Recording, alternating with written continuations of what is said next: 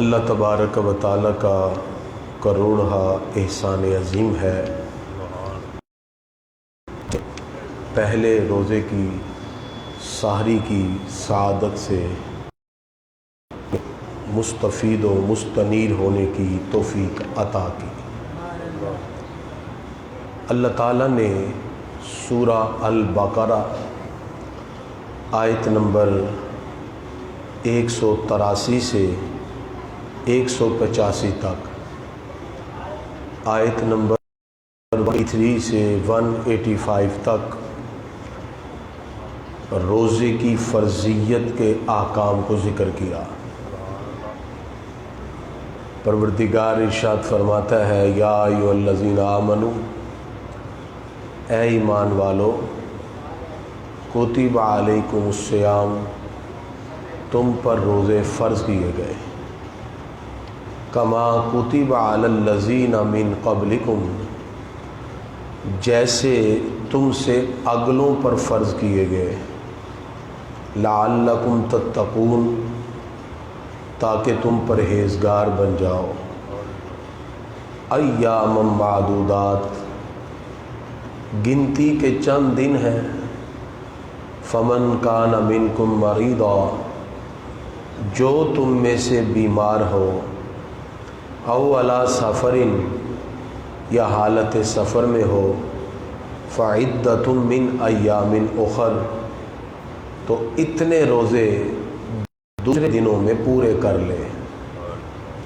وعلی الذین یطیقونہ، اور جنہیں ان کی طاقت نہ ہو، فدیۃ طعام مسکین، اس کا فدیہ اور بدلہ ایک مسکین کو کھانا کھلا دے، فمن تطوع خیرا، اور جو نیکی میں زیادہ کرے، فہو خیر لہ، تو یہ اس کے لیے بہتر ہے، وَأَن تَصُومُوا خَيْرٌ لَكُمْ، ان تمام عذر کے باوجود اگر تم روزہ رکھ لو تو یہ تمہارے لیے بہتر ہے، ان کنتم تعلمون، اگر تم جانتے ہو۔ گرامی قدرات، اللہ تعالیٰ نے روزے کی فرضیت میں آغاز ہی ہم سے براہ راست خطاب سے کیا، یا ایھا الذین آمنوا۔ ایک ایمان والا اس بات پر کتنا خوش ہوتا ہے، کائنات کا پروردگار خود ہمیں مخاطب کر رہا ہے، اے ایمان والے۔ یہ شرف پہلے کسی امت کو نہیں ملا، جتنی امتیں آئیں کسی کو کہا یا ایھا المساکین، اے مسکینوں، ہماری باری آئی تو ہمیں کہا یا ایھا الذین آمنوا، اے وہ لوگوں جن کے دلوں میں ایمان کی دولت ہے، ایمان کی شمع سجا رکھی ہے۔ اس کی لذت کا اندازہ وہی لگائے گا جو اس صیغہ سے معلوم کرے کس طرح پروردگار نے اس کو خطاب کیا۔ اللہ تعالیٰ نے اس خطاب میں فرمایا، کتب علیکم الصیام، اے ایمان والو، تم پہ روزے فرض کیے گئے ہیں۔ پتہ چلا کہ روزے کی فرضیت ہم پر جیسے اللہ نے کی، اللہ تعالیٰ فرماتا ہے یہ صرف تم پر نہیں، اس سے پہلے بھی امتوں پر ہم نے روزے فرض کیے، کما کتب علی الذین من قبلکم، حضرت آدم علیہ السلام کی امت سے لے کر حضرت عیسیٰ علیہ السلام کی امت تک تقریباً ہر امت پر روزے فرض ہوئے۔ آدم علیہ السلام ہر قمری مہینے کی 13، 14، 15 ایام بید انہیں کہتے ہیں، ان میں روزہ رکھتے تھے، ان پہ فرض تھا۔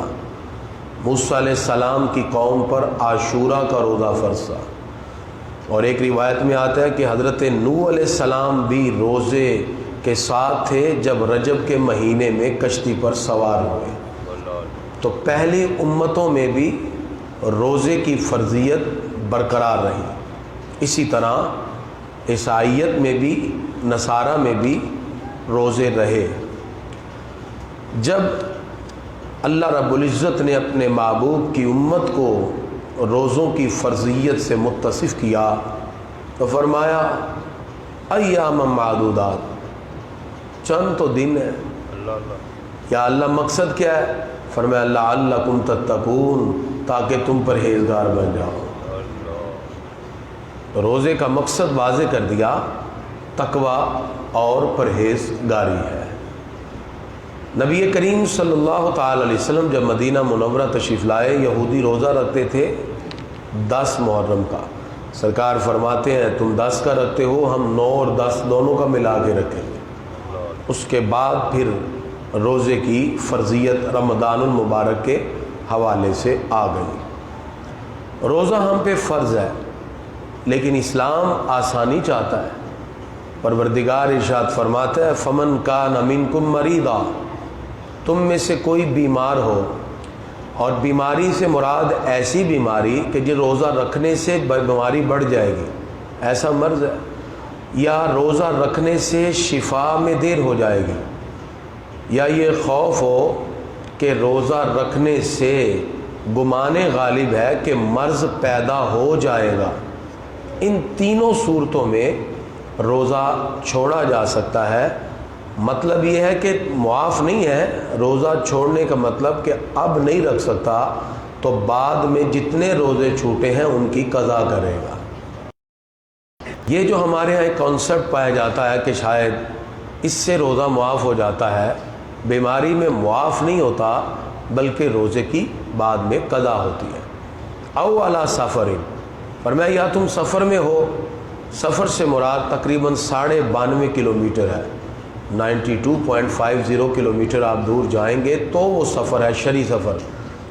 تو 20 کلومیٹر 50 کلومیٹر پہ شرعی مسافر نہیں ہے، تو 92.5 کلومیٹر 92.50 کلومیٹر دور آپ جائیں تو آپ شرعی مسافر ہیں، روزہ چھوڑ سکتے ہیں۔ اللہ تعالیٰ نے ارشاد فرمایا فعدۃ من ایام اخر، حالت سفر یا بیماری میں جو روزہ تم چھوڑو ان کو دوسرے دنوں میں جا کے قضا کر لو۔ ایسے ہی وہ خواتین جو امید سے ہیں، دودھ پلانے والی عورتیں، یہ سب روزہ چھوڑ سکتی ہیں، لیکن معاف نہیں ہے، بعد میں قضا کیا جائے گا۔ یہ جو کانسیپٹ ہے کہ شاید بیماری میں روزہ چھوٹا تو وہ معاف ہو گیا، بیماری کا روزہ معاف نہیں ہوتا، وہ بعد میں رکھنا پڑتا ہے۔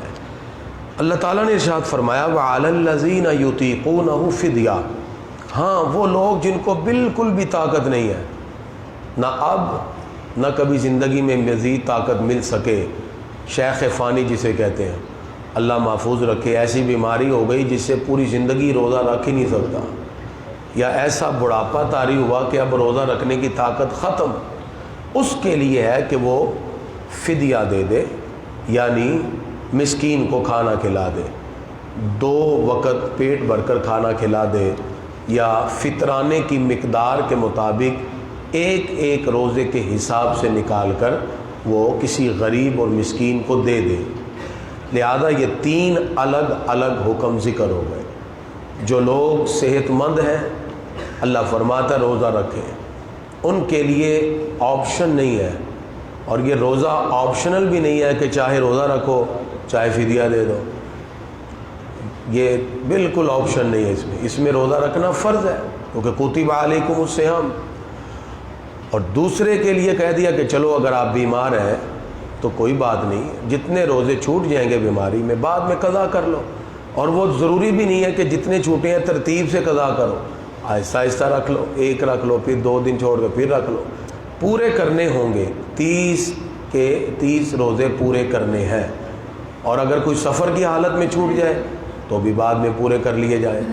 اور اسی طرح وہ شخص جو بالکل بوڑھا ہے اس کے لیے یہ اجازت ہے کہ وہ فدیہ دے دے۔ رات سے مجھے کالز آ رہی ہیں کہ کریمی صاحب ہمارا ٹائم ہوا ہے کرونا ویکسین کے حوالے سے، اب روزے کی حالت میں ٹائم آ گیا، اب کیا کریں؟ تو یہ میں اوورآل مسئلہ بتا دیتا ہوں، کیونکہ انجیکشن نبی کریم صلی اللہ علیہ وسلم کے دور میں تو تھا نہیں، بعد میں آیا ہے، تو فقہا کی اس میں 2 رائے ہیں۔ بعض کہتے ہیں کہ روزے کی حالت میں بھی نہ لگوایا جائے، لیکن بعض کہتے ہیں مجبوری اور عذر کی بنیاد پہ لگوا لیا جائے تو پھر بھی اس کی قضا نہیں ہے۔ تو چونکہ اس وقت بیماری کی کیفیت ہے تو یہ عذر میں آ گیا، تو لہٰذا جو روزے کی حالت میں ویکسین لگا لیتا ہے، کووڈ ویکسین جو آج لگ رہی ہے، جن کی ڈیٹ ہے ان دنوں میں، تو وہ لگوا لیں، اور اگر احتیاطاً بعد میں قضا بھی کر لیں تو ٹھیک ہے۔ ایک قول یہی ہے کہ قضا کی بھی ضرورت نہیں۔ تو بہرحال میں نے دونوں قول اس لیے نقل کر دیے تاکہ علماء کا ان میں یہی شریعت کی فلیکسیبلٹی ہے کہ ہم دونوں طرف کا آپ کے سامنے موقف پیش کر چکے ہیں۔ تو لہذا جہاں تک احتیاط ہو اس سے بچا جائے۔ اگر احتیاط کے تقاضے بھی پورے کرتے ہوئے بیماری کی وجہ سے غالب گمان ہے تو پھر ویکسین لگوا لی جائے تاکہ بیماری سے بندہ محفوظ ہو جائے۔